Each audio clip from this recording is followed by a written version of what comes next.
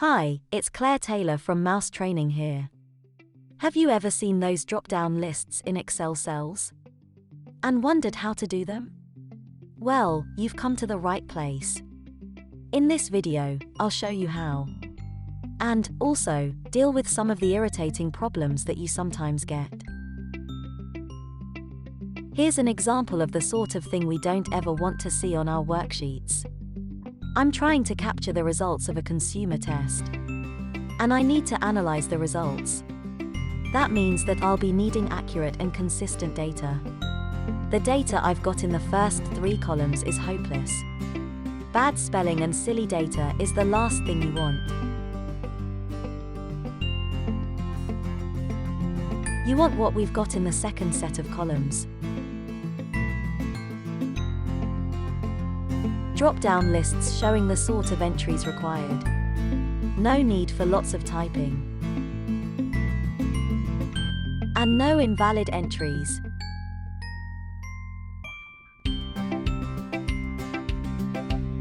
Yes, please. Data entry is quicker and more accurate when you use a drop-down list to control the entries that people can make in a cell. It's all done using data validation lists. Right, let's see how we got those drop-down lists working. It's dead easy. Here's my worksheet before I entered any data. I've got the headings, and I want to make sure that, whenever we make an entry in column C, it's either yes or no. And then, in column B, I want to show the list of drinks that I've entered onto another worksheet. It's on this one, here. Your drop-down list will appear in the same order as it is entered on the worksheet. You can sort it alphabetically, if you want to. Or arrange it, as I have here, with the most popular choices at the top. Back to the other worksheet. Let's do column C first. Click the cell, then click the Data tab and look for the Data Validation control. Over on the right-hand side. Here it is. It should open up on the Settings tab. Then choose List from the Allow list. And fill in the source box. We need a comma-separated list. Yes. Comma. No. Click OK and you're done. Drop the list down and choose an item from the list. How easy was that? If you want to make the entry without clicking the drop-down, use the keyboard. It's Alt and down arrow, then up or down arrow and press Enter. Or just type it in. But, notice that you can't make any silly entries. I'm going to type in Y. Nothing doing. You've got to do the right thing. Just what we want. Now, you can't expect everyone to know the Alt, down arrow keys. But it's a good one to know when you're doing mass data entry. Let's help our people out, and put an input message on the screen. Go back to Data Validation. And fill in the input message. Press Alt plus down arrow to show list. Now that message pops up when you select the cell. Nice. And now, we'll do the drinks list. For short lists, you just type them in. But, for something longer, you really need to have the list entered into some cells. Your list can be entered down the column, or across the row. And, preferably, on a different sheet. That way your input sheet is not cluttered. And you can hide your lists sheet if you want to. Right, over to column B. Data Validation again. Click the Settings tab and choose List. Fill in the source box. No need to type anything in. Just collapse the box, go over to the other sheet. Select your cells and press Enter. Click OK and you've got your list. Fantastic! I'll celebrate by making a few different selections. Let's try Alt, down arrow. Up arrow, down arrow. Enter. Was that easier than you thought? Data validation lists are so useful. And they're done in no time. I think I might copy and paste the input message from the previous one.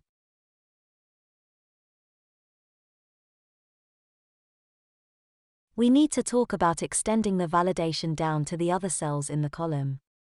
There's a few different ways of doing this. I'll let you decide on what's best for you. When you click another cell, there's no validation. The most obvious way to extend your validation is to copy the ones you've already done. I'll drag those two cells down to the next row. We want the validation, but not the data. So, clear the cells. And then drag down as far as you need. Easy. Or, you can apply the validation to the entire column. Click on column C. Back to data validation. And you'll be prompted to extend the data validation to your current selection. Either of those simple methods works for me. But, I know that many people prefer to use an Excel table. And we'll talk about that in our next session. For a variety of very good reasons, Excel tables are often preferred to normal ranges when it comes to storing data. So, if you're a tables fan, then you will probably prefer this next method of copying your data validation. Again, it's really easy. Here's my original worksheet with the data validation completed on the first data row. We'll now convert the range into a table. Select any cell, then click the Insert tab. And then the table control. You should see it straight away. Your current range is detected. Make sure you have the My Table Has Headers checkbox ticked. Click OK. And there's your table. You should see the Table tab is active. If you don't like the colors, choose a different design from the gallery on the right.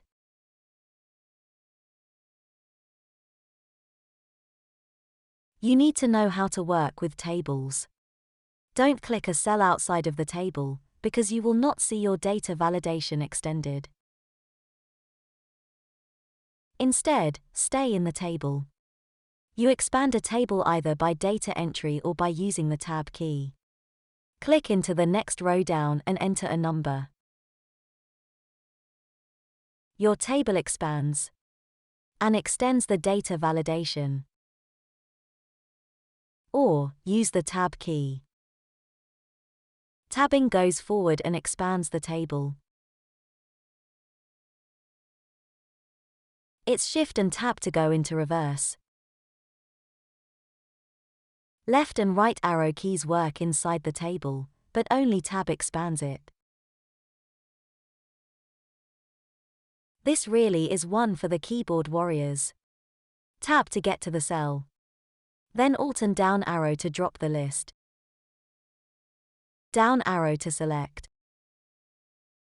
And enter. Tab or arrow key to do the next one. Excel tables expand automatically as data is added. And they contract if you delete any rows. I'll leave it there for now. As we've seen, there's a few different ways of copying the data validation settings on your worksheet. In our next session, we'll be talking about maintaining the data validation source list. Whatever you currently have in your data validation source, there always comes a time when you need to change it. Remember, changing the data source will not affect any entries that you've already made in your worksheet. Let's start with a simple example. I need to change the data validation entries, where I have a comma-separated list. In my yes/no column, I've realized that I need a third option, maybe. It's no good just changing the first cell and hoping, magically, that the validation will be changed for all of them. In fact, don't even think about it, because you'll cause yourself all sorts of trouble. Instead, select the entire range, or column, where you've applied the data validation. And then make your change. So, select the range, then click Data Validation. And change the source list. Just add maybe as the next item in the list. Then your modified drop-down list will be available in all the cells. And now, let's deal with changing the source where it's a range of cells. In the previous column, we have our drinks list. And this is the list on the other worksheet. Let's add a few items to the end. We'll have lemonade and orange juice. When you go over to the other sheet, you'll notice that they're not available in the drop-down. And that's because we have not updated the range reference in the validation. Back to data validation. You'll see that the range does not include the new items. So, we extend the formula to include them. And there's your new items. If you find that you're having to do this regularly, then it's probably a good idea to refer to the entire column. Which is what I'll do. Now it's all of column A. And we'll add a new item. Bubble tea. You see, it's in the drop-down list straight away.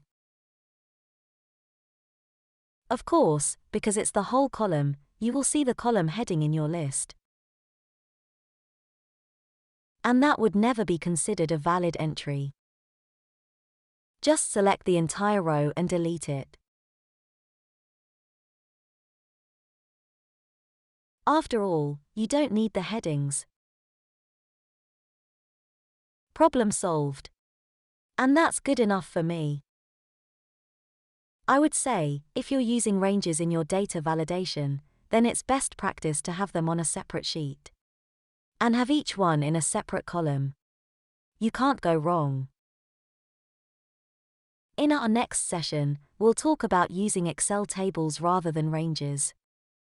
Once you're hooked on Excel tables, you can't leave them alone. Which is understandable, because they have that amazing property of being able to expand automatically.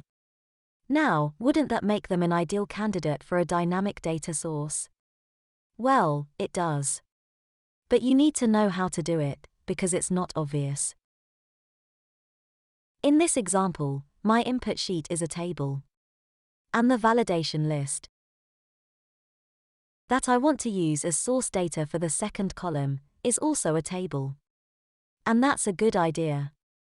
Because it means that, as I add to the table, my validation list updates. Now then, if you're using the source table on the same sheet, you're okay. Let me just demonstrate. I'm on the drinks list sheet. And I want the list in a drop-down in one of the cells. So, it's data validation. Allow list.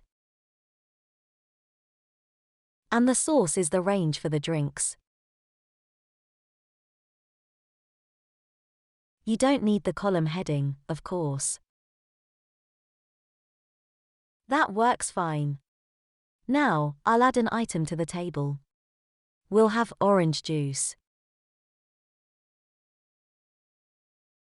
The table expands. Great. And the item is available in the drop-down. Fantastic! That's exactly what we want.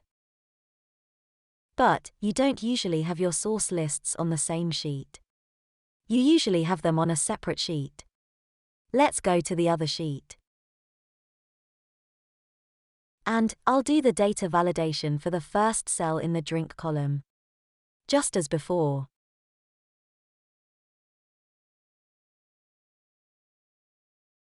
I'll choose an item from the list. Great. I'm good so far. Let's go back to the drinks list and add another item. We'll have lemonade. It's included in the drop-down on this sheet. But it's not added to the drop-down on the sheet where you actually need it. And there's your problem. Just when you thought everything was working fine, you're stuck. Don't worry, it's not you. It's Excel. Tables and data validation must still be a work in progress. And I'm sure they'll fix the problem one day. I remember, years ago, there was an issue about referring to cells on another sheet. And they fixed that. Meanwhile, we'll need a workaround. You don't need any fancy structured table formulas to get the job done. But you do need to do this by using a formula. Which we're now going to see. First of all, you need to know the name of the table. Look at the name control on the Table tab. This one's called Table 1. You can rename it here if you want to. And then, you'll need to know how to do the formula. It's equals, indirect, open bracket. Then the name of the table, in quotation marks. Then close bracket. Don't forget the double quotes. Otherwise it doesn't work. Let's get this thing working. Data validation. List and enter the formula. So, it's equals, indirect, open bracket. Then table 1, in quotation marks. Finally, close bracket. Okay. There. Job done. It's a bit of a pain, but not too bad once you know the workaround. Let's check that it's working. Add an item to the list. We'll have bubble tea. And then, it's available in the list. Fantastic. Now, I can hear you saying, what if my table has more than one column? Well, the formula we've just seen won't work. Because we haven't identified which column in the table we need. This is much easier if you only use one-column tables. But you can't always do that. So, here's what you need to do. It's much the same formula as before. Equals indirect, then the table name. And, after the table name, you'll need the heading of the column. In square brackets. In this case, it's drinks. You'll see that I've added another column to my table. We've got the original drinks column and now the supplier. I'll try the formula I had before. So, it's data validation. Allow list. And enter the formula, equals. Indirect. Open bracket. And enter the table name in quotes. This one is table 2. And that's no good. Let's stay with it. After the table reference, we'll do an opening square bracket. Then the heading text. Drinks.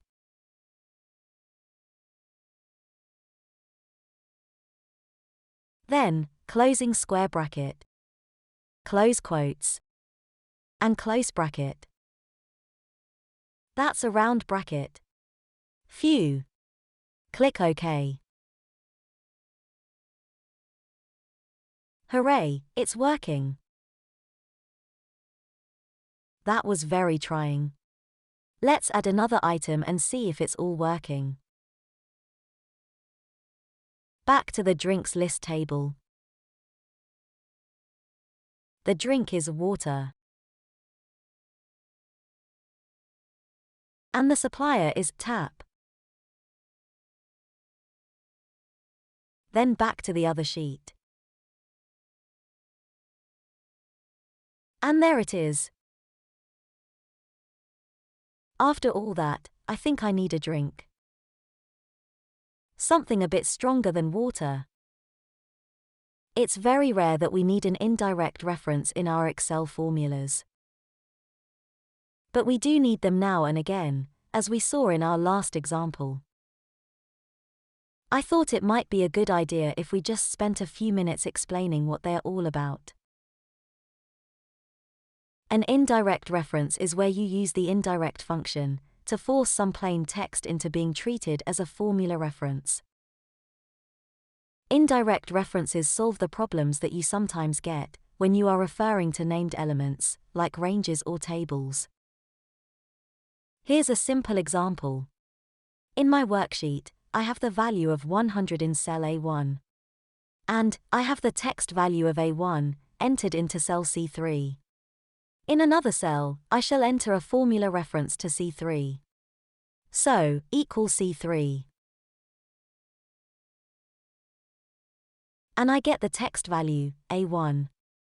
Of course, that's what you would expect to get. But, it's not what I want. Instead, I want the value that's in cell reference A1, the 100.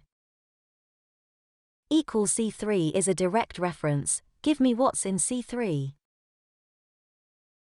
If I want the 100, then I need an indirect reference. That is to say, treat the plain text of A1 as if it were a cell reference. So my formula should be equals indirect C3. And we get the value of cell A1. I'll just change the entry in A1. And the formula updates. Now, this sort of thing is not for everyday Excel formulas. But, I hope it's given us a general understanding of indirect references. Because, we'll be needing them again in our final session today, where we'll be seeing how to get our validation lists to interact with each other. Dependent validation lists are where you have more than one data validation list. And the choice that you make in one of them affects what is shown in the other. In my example here, in the first column, you can see that I have a choice of two items in the list: food or drinks. This is the independent list. When I go to the next column, what's in this list changes, depending on the choice made in the previous one. So, this is the dependent list. Click on drinks, and you get a choice of drinks. Click on food, and you get a choice of food. Fantastic! Let's see how it's done. Right, the first thing to do is to go to the worksheet where you have your lists entered. And name both ranges: drinks and food. The easiest way to do it is to select the range. Then click in the name box. On the extreme left of the formula bar, type in the name required, and press enter. An Excel name is an alias for a range of cells. And we're going to use these names in some data validation. So, make sure that they're short and sweet. And easy to remember. Let's do the first one. Drinks first. We don't need the heading, just the items in the list. Make the selection. Click into the name box. Type in drinks and press enter. Now food. Same as before. Type in food. Press enter. Finally, check that the names are working okay. Drop the name list and select each one in turn. You should see that each range is selected as you choose from the list. Job done. And now we'll create the worksheet where we're going to use the lists. I've already entered the headings and I'm ready to do the lists. Column A gets a drop-down list containing food and drinks. Click the first cell and then click Data Validation. Allow list. And the source is food, drinks. Make sure you spell the words exactly the same as the names. OK.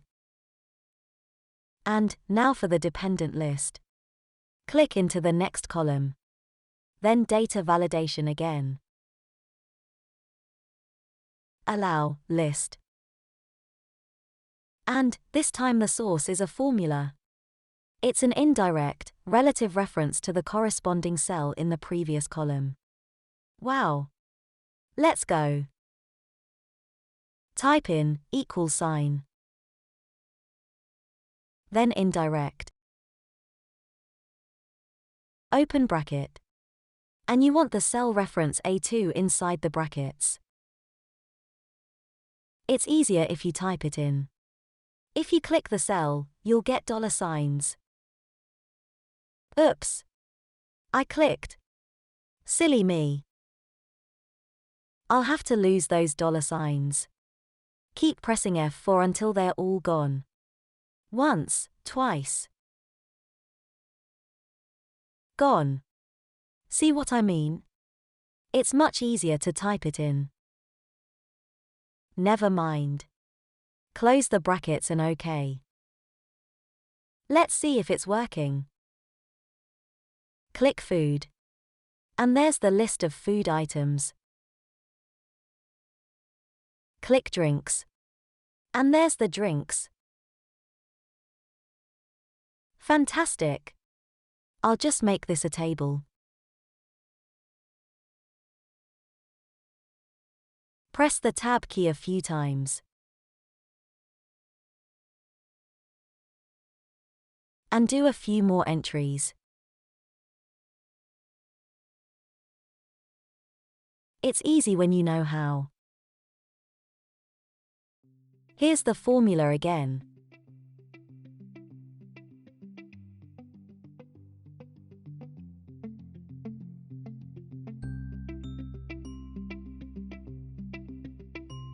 That's all for now. I hope you enjoyed the video. Excel data validation lists are nice and easy to do.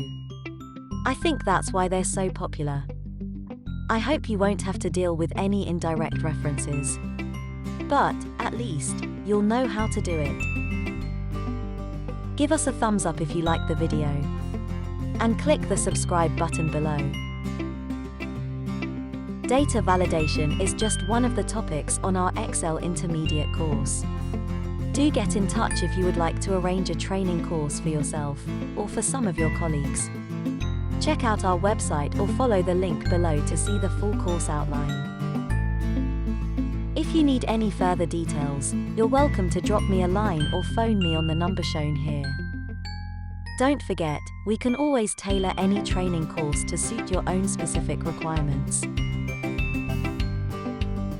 And for now, it's a goodbye from me.